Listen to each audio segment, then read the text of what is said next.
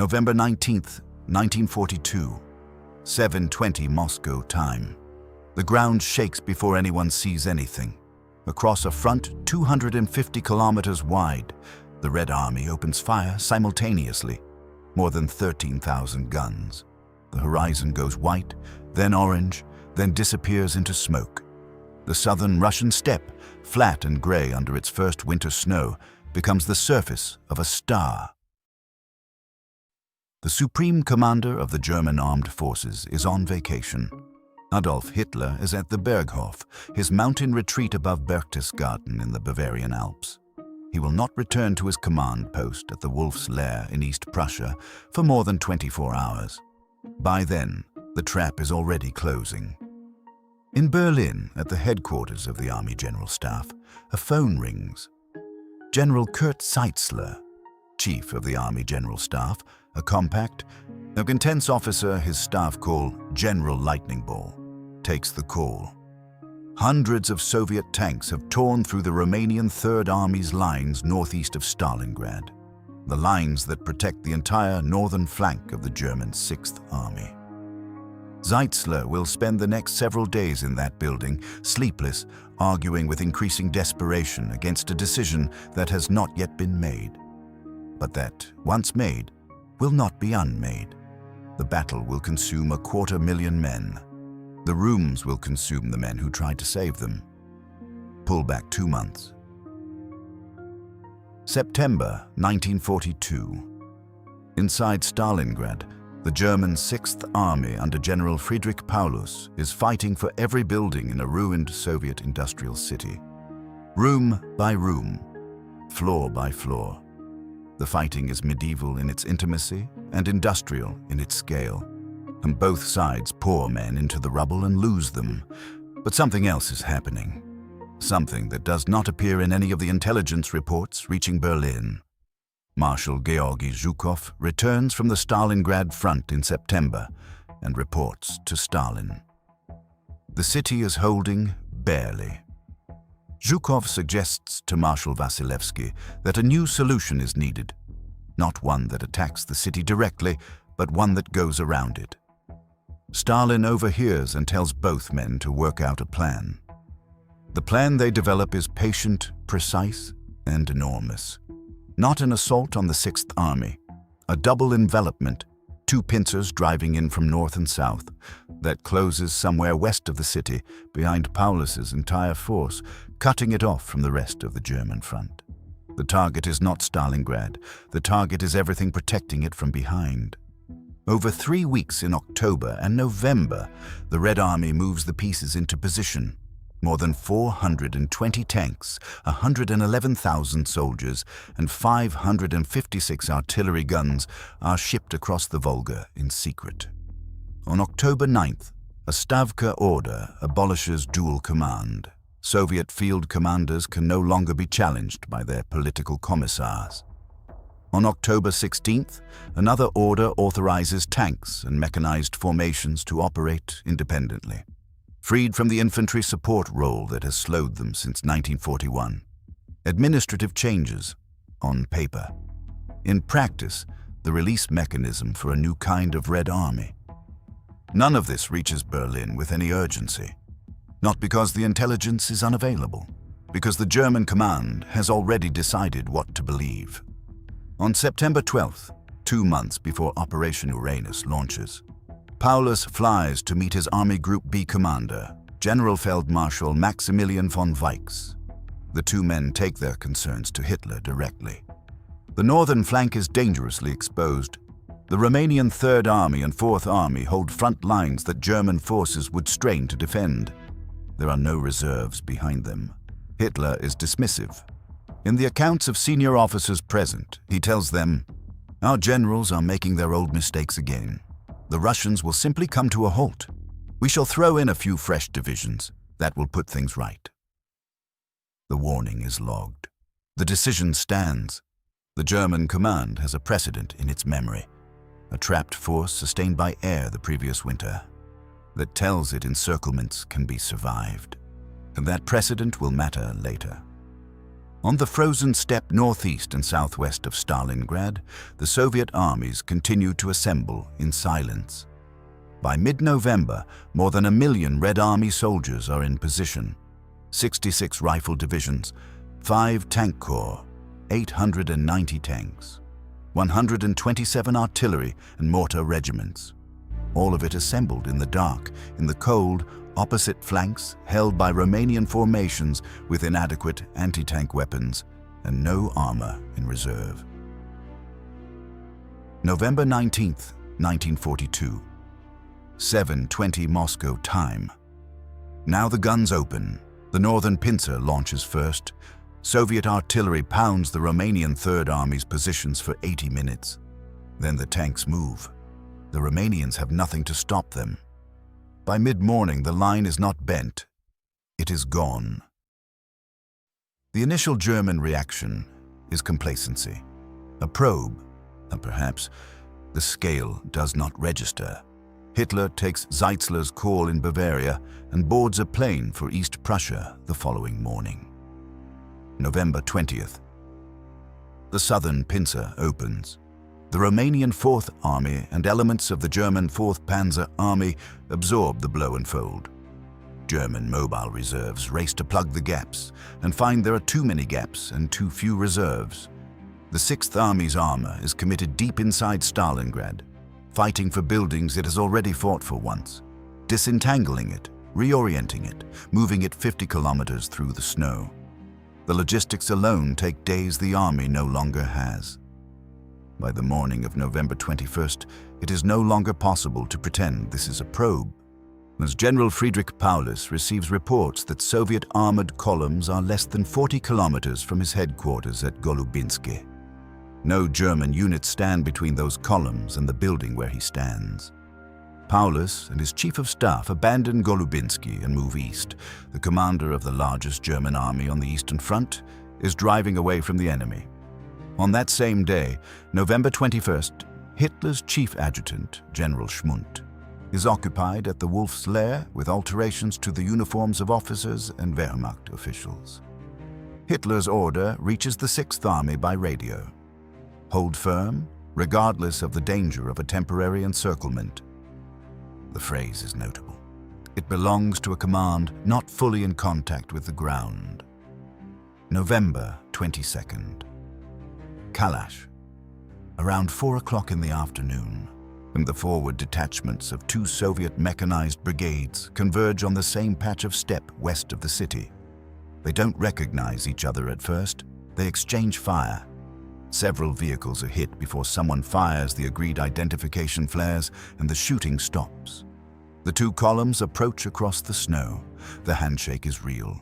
The newsreel reenactment will come later. The ring is closed. Inside it, 22 German divisions, 150 separate regiments and battalions, approximately 290,000 Axis personnel. Paulus signals Berlin at 6 o'clock that evening. Fuel supplies almost exhausted. Tanks and heavy weapons will be immobilized. Ammunition situation acute. Food supplies available for a further 6 days. Not a request, a status report, and inside it, barely visible. Of the outline of a question no one in Berlin will answer honestly for another 2 days. The encirclement is complete. What follows is the record of what the men in the room actually said. On the afternoon of November 22nd, General Feldmarschall von Weichs, the same man who stood with Paulus before Hitler in September, sends a formal telegram to Army High Command. He has done the arithmetic. The Luftwaffe transport fleet available cannot deliver more than 1/10 of what the 6th Army requires each day, even under favorable weather conditions. He puts it plainly. The supply of 20 divisions by air is not possible. He recommends breakout. The technical precision of the message is characteristic. This is not panic, it is mathematics. The answer to that mathematics will come from a different kind of argument. Zeitzler is in front of Hitler by November 23rd, flushed, haggard, days without sleep. He has brought data, ration figures, fuel tables, tonnage calculations. He speaks with the controlled urgency of a man who believes he still has time to change things. In the accounts of officers who were present, he tells Hitler, "It is a crime to leave 6th Army where it is. The entire army must inevitably be slaughtered and starved. The whole backbone of the Eastern Front will be broken if 6th Army is left to perish at Stalingrad." Hitler remains calm, not dismissive. Something worse than dismissive. Deliberate, composed. As if the agitation in front of him confirms that the room, not the situation, is the problem. Then Reichsmarshal Hermann Göring enters the argument. Göring, in late 1942, is the second most powerful man in the Reich. The corpulent, theatrical, covered in decorations, insulated from operational reality. He has not consulted his transport commanders before he speaks. Those commanders have told him privately that the available fleet can deliver 350 tons per day, briefly, under favorable conditions. The 6th Army has told Berlin it needs 750. Göring does not share these numbers. He turns to Hitler and announces that the Luftwaffe will supply Fortress Stalingrad by air. In the accounts of officers present, the exchange that follows goes like this. Zeitzler turns on Göring directly. "The Luftwaffe just can't do it. Are you aware of how many daily sorties the army will need?" Göring admits his staff would have to answer for him. Zeitzler names the figure, 500 tons a day at minimum. Hitler says, "The Reich Marshal has made his announcement, and I'm obliged to believe him." Then Zeitzler says what no one in that room has said in years.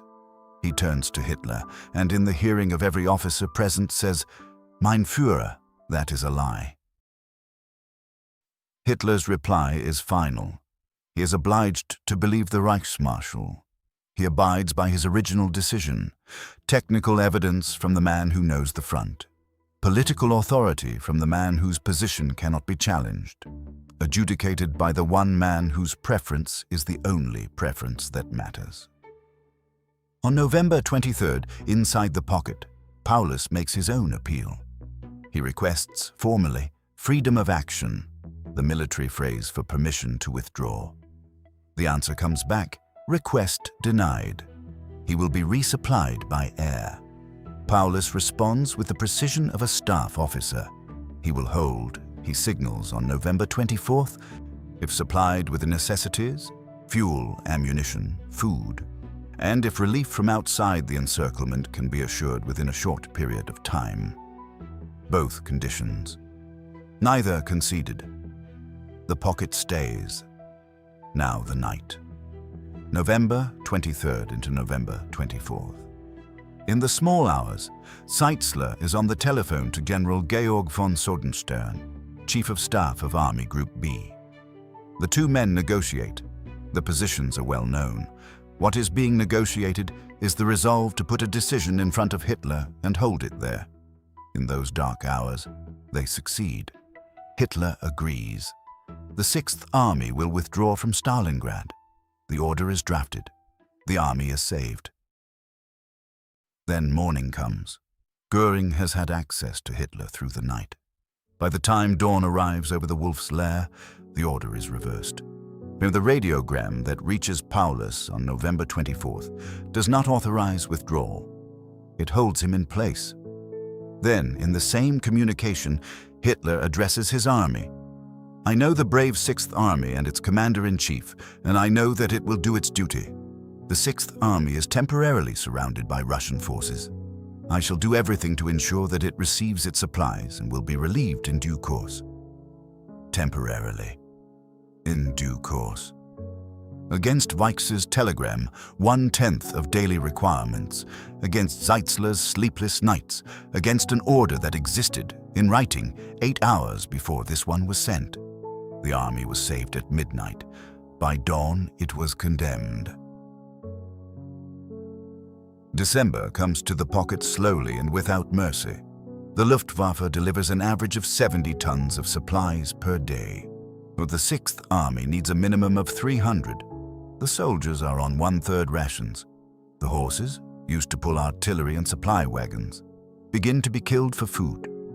By December 7th, one loaf of bread is shared between 5 men, 70 tons. Weich's 1/10, made concrete. The supplies that do arrive tell their own story. Among the cargo delivered by air in December, large quantities of contraceptives, right-foot boots only, and Christmas trees. The supply chain has lost contact with the reality inside the pocket. The German High Command is not simply being cruel, it is being consistent. The Demyansk pocket the previous winter had been sustained by airlift, a force held in place, supplied from the air until a relief column reached it. That precedent is alive in the memory of the German command. It is the thing that makes the Stalingrad airlift seem, to those who chose to believe it, not merely possible, but proven. What the command has not calculated, or has chosen not to examine, is that the Demyansk forces were a fraction of the 6th Army's size. The precedent that made the plan credible is the one that made it lethal. Erich von Manstein arrives to command Army Group Don on November 24th, carrying fresh grief. His favorite aide, Lieutenant Peppo Specht, had died in the crash of a light plane just over a month before. His eldest son, Gero, killed in action with the 18th Motorized Infantry Division a week after that. Manstein is 55 years old, widely regarded as the finest operational mind in the Wehrmacht, and he is being handed a situation that was broken before he arrived. On December 12th, his relief operation, Operation Winterstorm, launches toward the pocket. His spearhead gets within 30 miles of Stalingrad. Flat, featureless steppe, ravines choked with snow, all movement confined to roads. He is stopped. Inside the pocket, at least one commander is not waiting. General Walter von Seydlitz-Kurzbach has sent Paulus a lengthy memorandum arguing that remaining in place is not merely suicidal, but an abdication. That the duty of the 6th Army's commanders is to disregard Hitler's order and withdraw on their own authority. Then, having written this, Seydlitz acts on it. He orders the divisions under his command to destroy their supply stores, demolish their positions, and begin pulling back from the northern part of Stalingrad. The withdrawal is stopped, and Hitler's response is to give Seydlitz independent command of the northeastern sector of the pocket, including the part of Stalingrad Seydlitz was trying to evacuate. Paulus visits Seydlitz's headquarters to deliver the new orders in person. He hands him the signal from Army Group Don. In the account of Captain Bear, who was present, Paulus says, "Now that you have your own command, you can break out." Seydlitz cannot hide his embarrassment. Neither man laughs. Late December, Manstein's relief operation has stalled. The corridor toward the pocket, briefly open, is closing. Thousands of wounded lie in the ruins. Dysentery and influenza move through the trenches. The temperature on the open steppe falls below -20 degrees Celsius and keeps falling. Zeitzler makes his final documented appeal. In his own post-war account, so he describes telling Hitler that it was the last chance to save 200,000 men.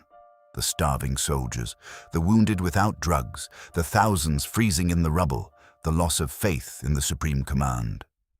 Hitler will not give way. Then, briefly, it appears he might.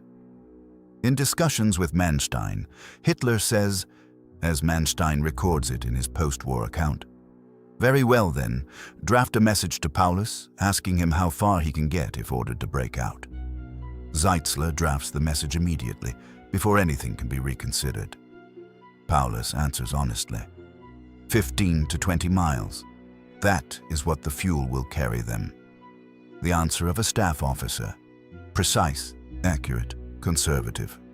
The answer of a man who has spent his career giving commanders the exact figure, not the optimistic one. To the answer of a man who cannot bring himself to shade the truth toward the outcome he needs. Hitler reads it and turns to Manstein. In Manstein's own account, "I fail to see what you're driving at. Paulus says himself that he can't break out at present. The commander, asking for permission to save his army, has provided, through honest assessment, the argument for its destruction. No villain required, no conspiracy, the system operating as designed. According to the later testimony of the German generals, a breakout at this moment would almost certainly have succeeded. The road toward Manstein's lines was open. State that plainly. The road was open. The army stayed. January 1943. The 6th Army has been eating horses for weeks. 18,000 wounded lie in the ruins without drugs or dressings, and the pocket contracts as the Red Army pushes in from every direction. On the last aircraft to leave the pocket, Paulus places his wedding ring. He has not seen his wife since 1942. He sends it home without explanation.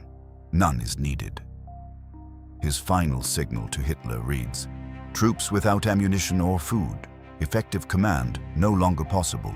18,000 wounded without any supplies or dressings or drugs. Further defense senseless. Collapse inevitable. Army requests immediate permission to surrender in order to save lives of remaining troops." Hitler's reply, "Surrender is forbidden. 6th Army will hold their positions to the last man and the last round, and by their heroic endurance will make an unforgettable contribution toward the establishment of a defensive front and the salvation of the Western world." Then the promotion.